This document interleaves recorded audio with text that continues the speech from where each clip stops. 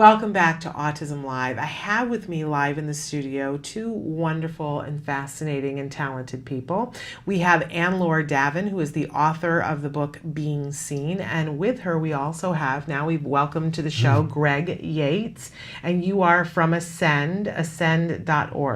I'm going to back up just a little bit because we were talking in the last segment about the kismet of how we've all come together and gotten to know each other, and that Anlor has written this fabulous book, and I was at a speaking event and a woman talked to me about Anlor and said, you need to have her on the show. That woman happened to be Nick Yates' grandmother. And Nick has been on the show. We've featured him before on the show. He's one of my favorite people on the face of the earth. And his mother is also one of our favorite people ever on the show. Bonnie Yates is a special education attorney. She does a weekly segment with us now about law that we absolutely have gone gaga over. So this grandmother said you've got to meet Anlor and you have to have her on the show. And I didn't quite get the connection then, but you came on the show and you talked about your partner, Greg Yates, who we've roped in to come in and talk with us as well. So let me see if I've got this right, Greg. So that woman that I met, who is Nick's grandmother, is your mother. Celebrating her 90th birthday today. And she was on it, I have to say, one sharp lady and a great promoter. She talked to you about you and talked about it in a wonderful, flattering way. So, so that makes you Bonnie's brother-in-law. That's right. So Bonnie's husband, Nick's father, is your brother. Yeah, yes. All right.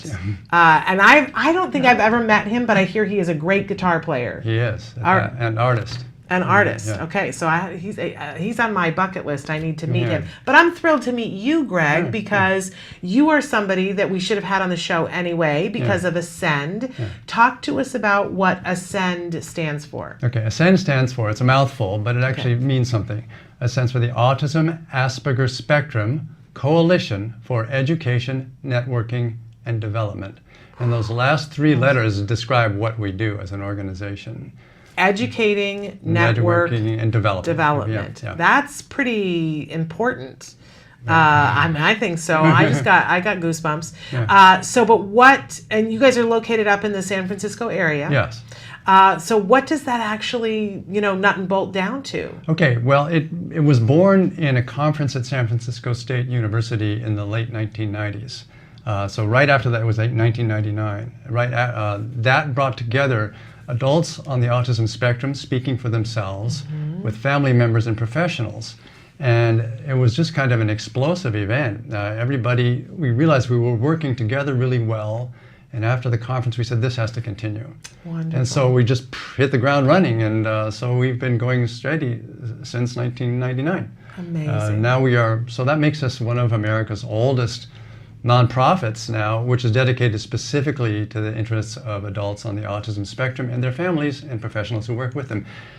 That's one of the unusual, well, it's less unusual now, but certainly over the course of its history, unusual things about Ascend, which is that it is combined with these three parts. It's the adults speaking for themselves and the family members and the professionals all working together. That turns out to work really well for us anyway. I was going to say, kind of like, for only you, because that seems to be one of the biggest hurdles that we all are overcoming in every other organization. So we all need to take a page out of your book and you need to tell us how you make that work. We've scratched our heads a lot about this. I have to say that I think some of it is just the magic of the particular people who happen to come together at that time and place. That's the way these things sometimes work out. I don't know if there's anything that we've wondered. We'd like to be more generic. Hey, you go do this on your own, and we do think the model can be extended and reproduced. But I have to say we've been fortunate also in having a lot of energy coming from the three different parts within our organization. It's worked well. And so it's kind of like the U.S. government, checks and balances. Often the neurotypical parents will charge in with some idea, and then the autistic people say, I don't know about that. Exactly. They'll give some feedback. Yes. I should say that I am self-diagnosed on the autism spectrum. I was in a PhD program at MIT in psychology and brain science, and I didn't need a weatherman to tell me which way the wind was blowing. Right. And then plus Nick Nicholas, my nephew, came Yes. along around the same time. All the pennies were beginning to drop. You know, the autism runs in families sometimes, and it's kind of various forms of it and degrees of it are kind of dripping all over our family tree. You know, I was a little professor, as Asperger described some people, but I come from a family of big professors. Right. So it's easy to disappear on the autism spectrum in that context. Yes. And so that's why it wasn't until I was an adult, you know, that I realized what was going on. And, Well, a lot of people didn't know then. Yeah.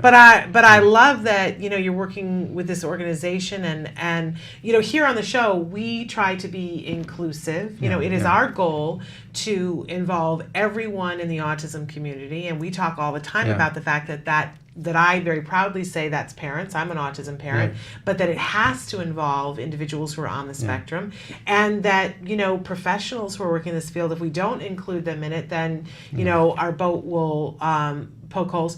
But I do think a lot of times, because I don't pretend that I'm always driving the bus, but sometimes I am. You know, it can go more toward the parent side. And some of our viewers will write into me and say, hey, hey, you know, you need to get more voices from the spectrum on there, which I know and appreciate and adore. But there are times that parents and self-advocates don't always agree on things. Because how could we? Because how could we? But there are a lot of things that we do agree on. Let me say something about Ascend has a kind of a cultural, a corporate DNA or something. We are very much into harmony and into working together. So as you can guess, so the whole autism wars, like self-advocates against the neurotypical parents, that kind of conflict that's happened, doesn't really happen in our organization. You just don't participate in we that. We just don't participate in it. We are into let's do what we can together. It's a big enough problem as it is. Let's work together. I want to just say a couple things about what we do at Ascend, just to give you an idea. Yeah. And so we have regular monthly meetings, which are free and open to basically anybody who wants to come. And those are great. So we'll have a speaker and discussion and things like that. Sometimes and that's activities. face to face, or do you also stream it? Do you It's so far not streaming, but that's in the future. We may get that. It's an all volunteer. It's an all volunteer organization. So we don't have money to pay support staff or anything like that. So what tends to happen is that a particular member of the organization will get enthusiastic about an idea and then spearhead a project, and then that sort of becomes the nucleus of an Ascend project. So we've had a social activities group, which has been, we meet monthly at the ARC in San Francisco, and so there's social activities groups that meet there. That came out of an Ascend project. We have a very vital job club, which has been going for years now. People meet regularly, and here they are helped with students at San Francisco State who come and get experience working with the autistic people trying to find jobs. But we also bring speakers in, and then there's a weekly online meeting via a Zoom video conferencing. Also job club. We have a television program like you, which shows up on YouTube as well. And what's the channel? So it's Ascend TV. Okay. So just go to Google Ascend TV, and you'll get there. But that's also, the technical work is done by people on the spectrum. So sometimes it shows, but they're getting better and better, and that's pretty interesting. That's great. We run every couple of years. We run a conference. That tends to be a big project. Sure. We have a LinkedIn community as well. What is that? I forget the name of the LinkedIn community. I'm sorry. Ascend LinkedIn. Well, anyway. Search it on LinkedIn. You'll find it. Yeah, we're there. We got several hundred people in that community now. So those gives you a taste of some of the kinds of things we do. We have a new art project that's starting up as well in collaboration. So as I say, it tends to be the energy of one person starts a project, and then the people gather around that, and it's all volunteer. Love it. Yeah. So that's ascend.org to go and check that out. Yes.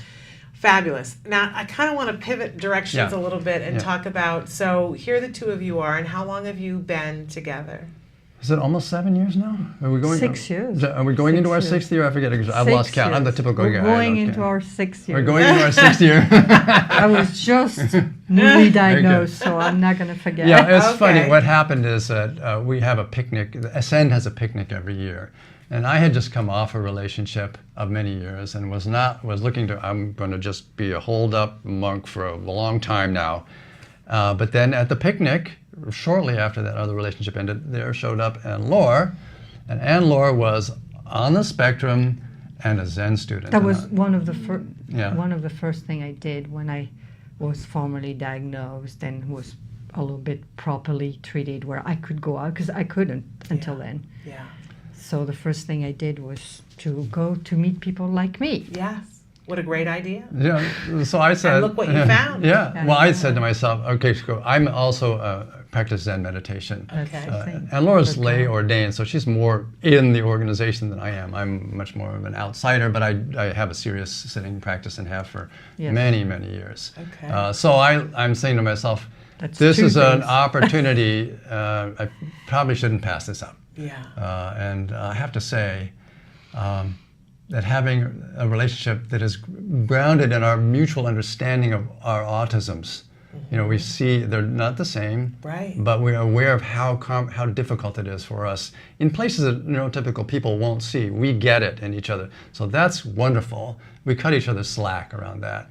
And then the Zen meditation is just really very grounding. It helps us through a lot of difficult stuff. You know, we have our collective meltdowns. We have difficult things that we have to go through. But somehow the grounding of the meditation keeps bringing us back. Yes. Plus, we're both very committed to helping other people. That just sort of flows naturally from, I think, a meditation practice over time. I don't It think just it's bubbles very- out. You want to be helpful. And I'm curious, did either of you think for a second that you were going to find this kind of a connection with somebody? Was it in your head No. that... No. Right? No. And I asked that, I mean, I know it's kind of a ridiculous question, but I asked that because I know there's a lot of people who are watching who feel like maybe, you know, they're not going to find a connection with somebody, that it's not going to be there for them. You know, we have parents that have kiddos that are on the spectrum and they're single parents and they feel like, oh, that's it. I'm never going to find a love connection. And yet we feature people on the show all the time that have found the big loves of their lives, in part because they had kiddos on the spectrum. We just were saying goodbye to Matt Asner a second ago, and he and his wife, we call them the Brady Bunch of autism. Between them, they have a blended family now, 6 kiddos, 3 of whom are on the spectrum. And they are so happy we all get diabetes being around them. You know what I mean? It's just like they exude happiness. But there are also people on the spectrum who are watching who think, we've had them write in and talk to us before about the fact that they think that love is not going to be something that they can find. And I love pointing to the fact that there was a period of time in which you guys thought that just was going to be off the table. That's and right. here it is. Yes. Totally. Here it is. Yeah. And it wasn't, and the thing that you were doing, you weren't looking for the love, you were looking for other things. But I think that's when That's when you're happens. open to it. Yeah. That's when you're open. And as you said, you had the recognition of, you just came from something painful and you could have said no, but you couldn't because it was too good of an opportunity. Yeah. There was too much there. So you opened your heart to that. I think it's remarkable. Yeah, I And- definitely want to encourage people on the spectrum. Life's a long journey, and you just never know what's possible and what's not possible. It can sure change in unexpected ways. I have to say that I do feel that without the grounding and the meditative practice, there's not a chance that we would be able to keep going or be together. Really important That's, to say. for us, really important. But beyond that, it has led to what feels to me like one of the most passionate loves I can imagine. How nice. You know? That's nice to hear, isn't it? Yeah. For the world to hear. Now, Anlor, you were married before, and he was not on the spectrum, correct? No. Okay. And in the relationships that you were in previous to this? I had a failed marriage also, and I have 2 children, by the way. Okay. Great kids. And what was your previous spouse on the spectrum, or somebody who was not? No, definitely. So in this relationship with both of you, you kind of already addressed this a little bit, but I want you to talk a little bit more about, do you think that for a person who's on the spectrum, it requires another person who's on the spectrum, or does it just require awareness from your partner? It's a big question. I mean, I think there is no 100% answer. I think anything can work. I mean, I don't know, you know. I mean, I love being with another autistic person because there sure is an understanding of certain things. But then on the other hand, there is also difficulties coming from that, you know. Right. It's both sides. Right? So I'm not about to say, no, it should only be that way, you know, neurotypical, I mean, autistic to autistic or neurotypical to neurotypical. I don't think so. It could be anything, you know. I have to say, I think Anlor, and this is nodding to my kids, who I think are wonderful, but I think Anlor did a better job of mothering than I did of fathering. You know, so I have 2 children, as I mentioned, and it's very clear to me that my autism made that a real challenge for me, and on a very disproportionate amount of the chore of child rearing fell on my wife as a result, and I don't feel good about that. So one of the things that helps us is that we do not have children together. That's true. That's true. We are older. The stress would be, yeah.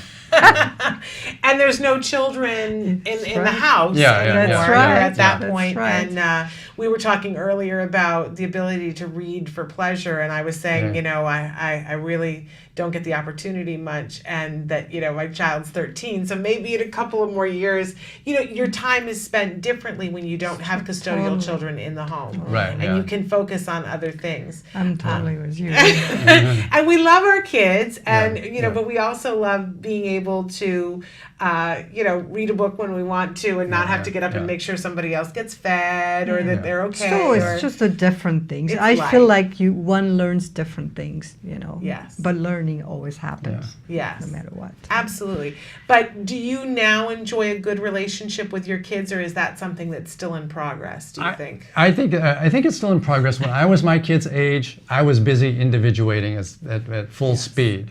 And I think to some extent, I mean, they're both my son's got his PhD now, and my daughter's finishing up doing her thesis for her PhD. So they're both very busy people, and doing very well, successfully. So they're doing great. But they're definitely living lives that are pretty much separate from mine at this point. But I couldn't love them more. Whereas my son Yeah. is right 10 minutes away from me, and we have a pact, kind of, my son and I, where we help one another when we really need it. Yes. You know, so that's really is a nice. fabulous That's thing. great. Yes. Yeah. You know. Well, it's a remarkable relationship that you guys have, and a wonderful thing for other people to look to and feel hope. And I feel like, I mean, I just have to say this, I feel like there's another book here, you guys, to talk about the relationship. We've heard that before. Right? Maybe. You know, no, seriously, because that's something that could help a lot of people. I can think of at least a couple of people that write into the show on a regular basis that are young folks on the spectrum, that this is what they crave more than anything. Yes. And, you know, for those of us that want to help them, though, you know, it's really hard to figure out what exactly for each individual person to find that secret sauce to be in the space where they can be in a relationship. And I think a book, one person in particular I can think of that would be so helpful for him to know that this, while this is great, that there are compromises that are happening on a daily basis, and things that you have to take into consideration, and steps that you had to take care of personally to be in the space that you were in when you met each other, to be ready to meet each other, right? Through your Zen, through your meditation, through all of those things. Because if we don't have ourselves in a place, we can't meet another person, and that's across the universe. Doesn't matter whether you're on the spectrum, right? But it breaks my heart when the desire to connect is there. So much of the time, especially for our little kiddos on the spectrum, the desire to connect with the world is there. And maybe 10 of the 11 things required to connect are there, but the 11th I understand. makes it impossible for everyone else to connect with that individual. It's a big bummer. No kidding. Yes. So to see that you guys have navigated those waters and have much to say to help others, I think there's another book. There's just one last thing I want to say about what the meditative practice helps us with. It helps us see the tools that are available in our environment. That's one of the things it helps with. So, for example, we found our way to a counselor. We see a counselor every couple of weeks. And so that's just an example. You might say, oh, we saw a counselor, but actually I would say being in a meditative state of mind helped us realize this might be helpful to us, and it helped us find the resources. And so that's part of it's a big package to keep a relationship going. Absolutely. And just the willingness to be able to see the tools, I don't think can come from a place until we're centered. Right. Because when we get into that tape of everything's horrible, everything's terrible, you miss things. We really thank you so much for being here and for both your inspirational stories. We want to remind everyone to check out Being Seen. You can get that on Amazon. Show it to it. It's too beautiful not to show. And to visit ascend with 2a's.org to check out what you guys are doing there. Really remarkable. And the French translation will soon be available. Really?